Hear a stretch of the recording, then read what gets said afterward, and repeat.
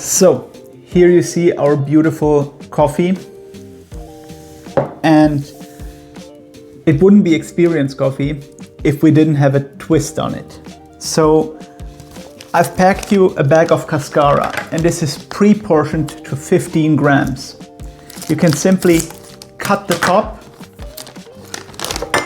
take a vessel of your choice, pour everything in,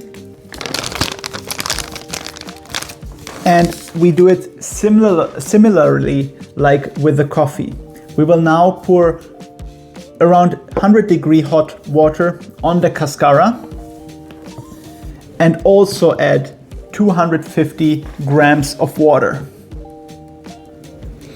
And this we can add in one motion. No need to do several pours.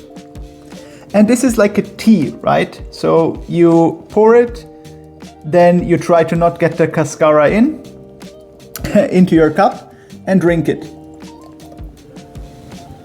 So, and what I really think you need to do with this Cascara is support it by stirring. So while we run it here for 5 minutes now,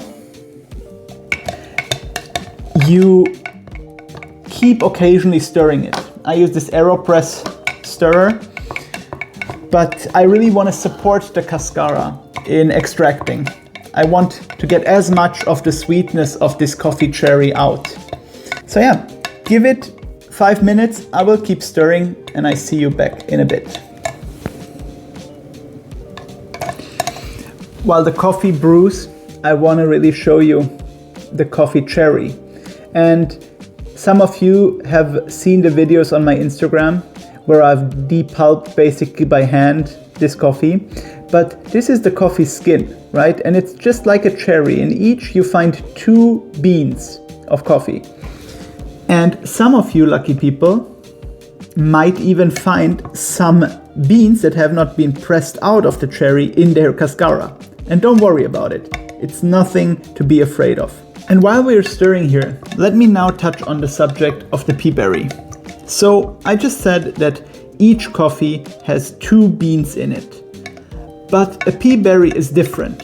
A Peaberry has grown alone in the coffee cherry. And if you open your bag, the sorting is not 100%. So you will find mostly Peaberries, but not only Peaberries. So for example, this here is a Peaberry. Look at its round shape. And then this one is a normal coffee bean that fell through the sorting algorithm, the sorting machine, and therefore is a normal bean that had a partner they were stuck together. The Peaberry doesn't have a partner that is stuck together with it, and therefore it is round and not flat on one side. When we talk about taste of Peaberries now, does it taste any different? And the answer is an overwhelming yes. Because the Peaberry grows alone in the cherry, it absorbs all the flavor of the cherry and all the nutrients and everything she can get her hands on. And this is for the benefit of us. We get a higher quality, better tasting coffee because all the flavors are in these dense, tiny beans. So we're almost at our 5-minute mark. And I hope you've been stirring because I've seen a big difference in stirring or not. If you don't stir, it becomes weak. It doesn't taste right. It doesn't taste so bright and not so sweet. But yeah, we're there.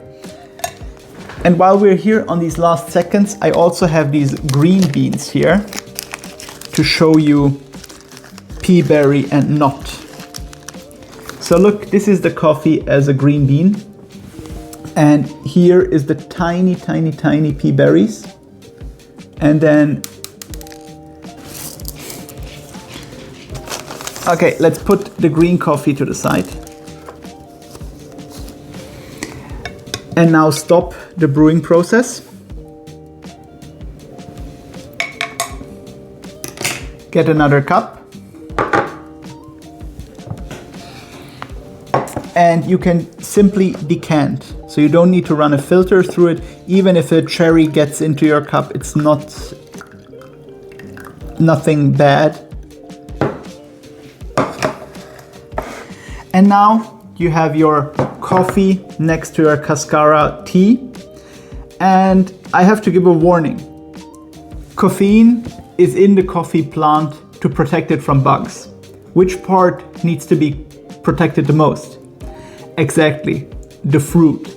So, when you drink this, don't expect no caffeine. It will keep you awake at night.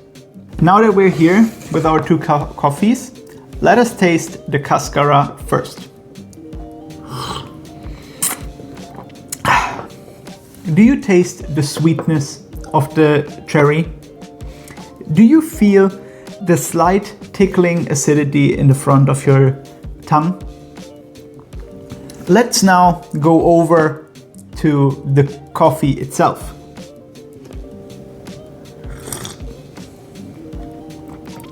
What do you say? Do you feel the same acidity and sweetness, just amplified in the coffee beans?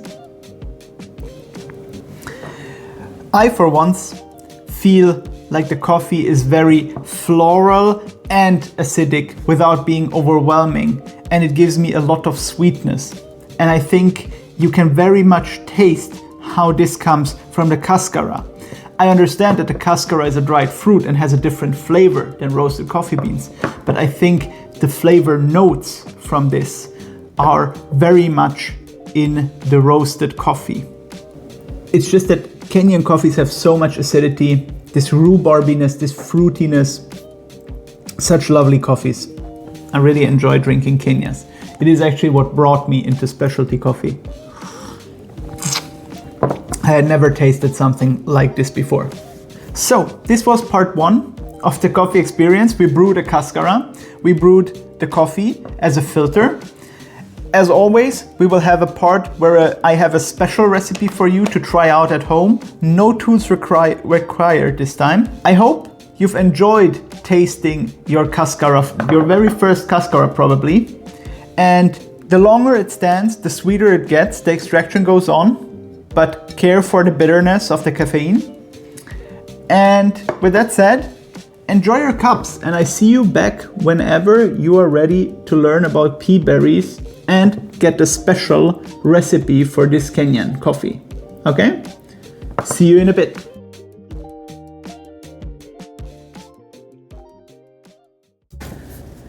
Hi again, everyone. This is chapter 2, where we talk about Peaberries. So I've teased it in the beginning. For me, it's very special that this coffee is a Peaberry.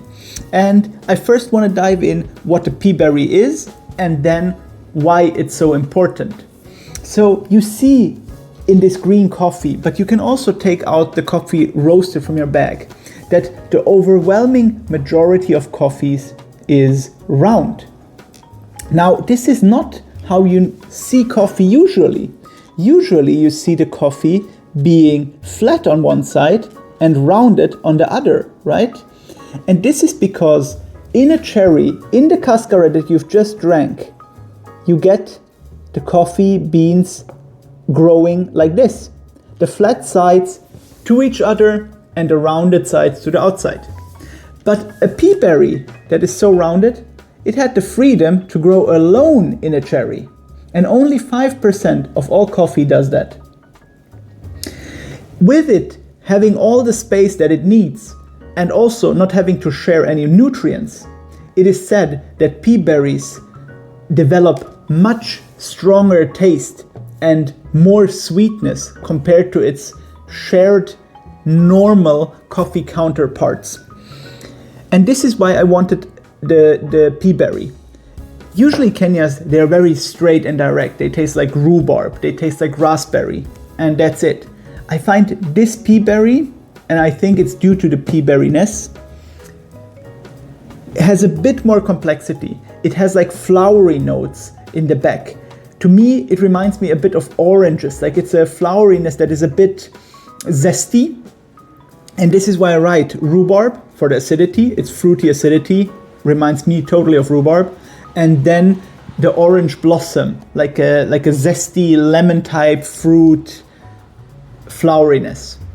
And then the third descriptor is clean, and this is mainly Kenya. It's not the Peaberry, but Kenya gives us clean flavors in the sense of we know what is happening in this pyramid. We have the sourness, acidity, and then we get like a flowery note under it. It's not changing over the drinking of the cup. You don't have to think too much about what you're getting. You know this is a Kenya. It's very straightforward. My coffee from the brewing earlier has cooled down now, and it's so intense in this fruitiness, and it feels like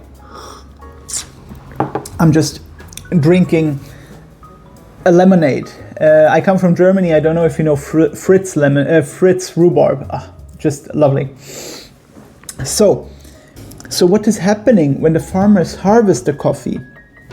They harvest, of course, all coffee, all the Cascara, right? But then the coffee cherries are pressed out of these single fruits and can be sorted by size. And as you see, the pea berries are tiny, tiny. So they fall through a mesh and get sorted. You have some mixing of regular seeds and beans as well as pea berries because they were small beans in general. But with a nice sorting mechanism, you can sort for pea berries mostly.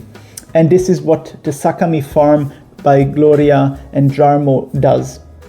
And then it has maybe 6 bags total of the Peaberry per year.